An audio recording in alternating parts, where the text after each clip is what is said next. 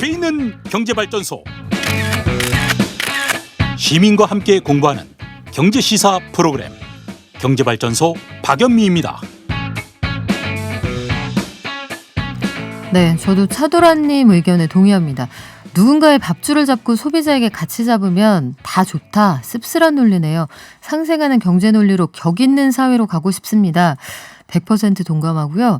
한 사회나 조직의 품격은 거기에서 가장 약한 사람을 대하는 방식에서 드러난다고 생각합니다. 그래서 오늘도 약한 사람들을 대우하는 방법을 한번 공부해 볼까 하는데요.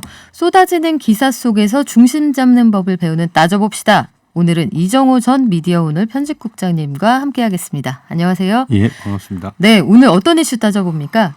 얼핏 보면 경제하고 전혀 관계 없어 보이는 차별금지법 법안이 이제 막 발의됐는데요. 네. 그걸 들고 나왔습니다. 차별금지법. 이게 차별하지 말아야 한다는 법이면은 너무나 논리적으로나 도덕적으로나 마땅할 것 같은데 이게 논란이 되는 부분이 있나요? 네, 이게 뭐 이제 입사 채용할 때 뭐 학력이나 뭐 성별 따지기 시작하면은 기업주가 처벌받는다. 결국은 고용이 감소할 거다.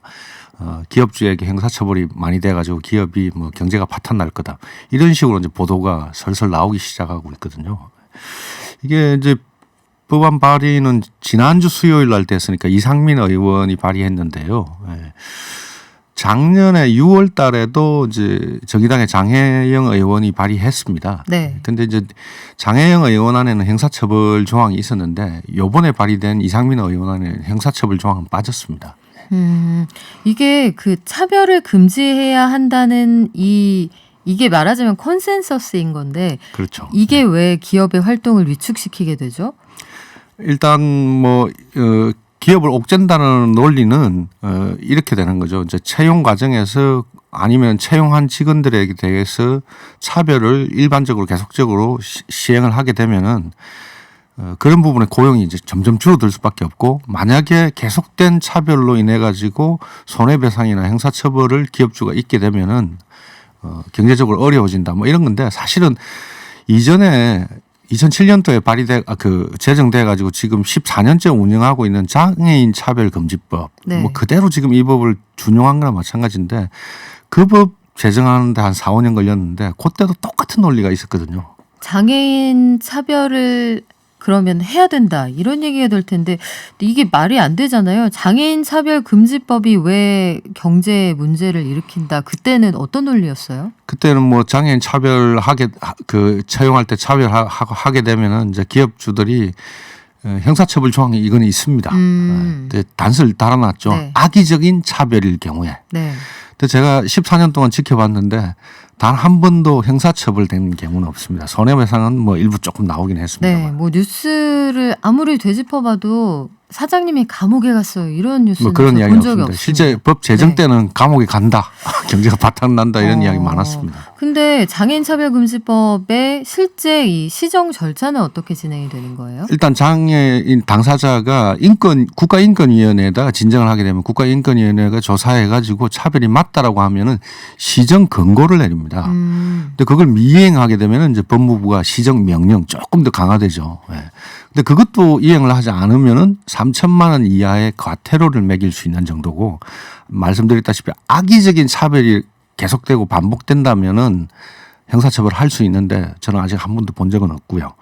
그래서 형사처벌 조항은 사실상 있긴 한데 사문화된 거나 마찬가지라고 보여집니다. 장애인 차별금지법 때문에 회사가 망한다거나 이걸로 사장님이 형사처벌을 받았다거나 심각한 경제 혼란이 일어난다 이런 얘기는 저도 들어본 적이 없습니다. 그런데 이거 가지고 재판까지 간 사례가 있었나요? 네. 한 4, 5년 끌어가지고 4월 1일 날 이제 대법원 판결까지 났는데요. 버스 타보시면은 지금 장애인 좌석이 있습니다. 그 뒷문 근처에 네, 있죠. 있죠. 그게 뒷문을 바라보게 지금 되어 있습니다. 그러니까 운전의 진행 방향하고는 90도 오른쪽으로 거죠. 꺾여 있는 거죠. 네네. 그러다 보니까 이제 한 장애인이 이게 문제다라고 이제 제기를 했는데 2015년도 12월에 제기했습니다. 또 급출발하거나 급제동할 때 이제 90도로 꺾여 있기 때문에 위험하다. 그리고 서 있는 사람에게 자기의 안면이 그대로 노출되기 때문에 모멸감을 계속적으로 받고 있다. 뭐 이렇게 했는데 그래서 손해배상을 한 300만 원 정도 요구를 했거든요. 네. 네. 그래서 대법원까지 가가지고 올 4월 1일 날 판결 난 게 차별 맞다. 90도로 다시 꺾어가지고 앞방향을 볼 수 있게 해달라라고 대법원이 판결하면서 버스 회사가 고의적으로 이렇게 90도를 꺾은 건 아니기 때문에 손해배상 300만 원은 없어졌죠. 대신에 방향은 바꾸는 것으로 네. 그렇게 굉장히 주장됐다는 의미 있는 말씀인데 판결이었습니다. 그래요. 자동차가 원래 이렇게 디자인이 되어 있었으니 버스 회사의 고의는 없다 이렇게 볼 수 있겠습니다만 왜 애초에 장애인들은 역방향으로 타도 된다고 생각을 했을까? 왜 디자인에서 그렇죠.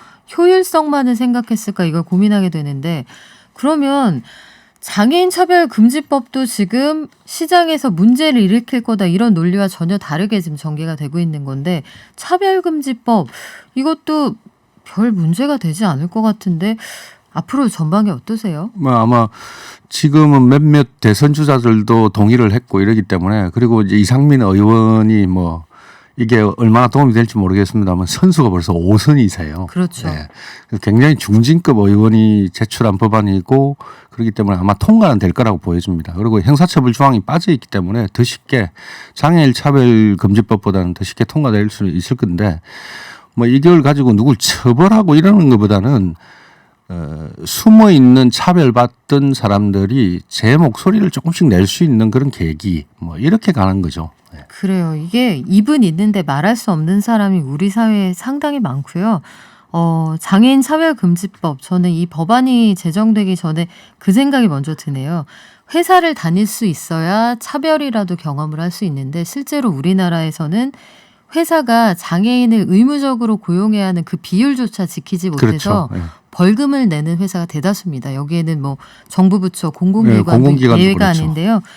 일단 차별당할 수 있는 환경에도 놓일 수 없는 분들이 상당히 많다는 거 그리고 휠체어 한번 타고 나가보시면 그 1cm의 문턱 때문에 넘을 수 없는 벽이 참 많다는 생각이 들더라고요. 제가 잠깐 다리 부러졌을 때 생각했던 내용입니다. 지금까지 균형 있는 시각으로 기사 파헤쳐보는 따져봅시다. 이정우 전 미디어오늘 편집국장과 함께했습니다. 고맙습니다. 예.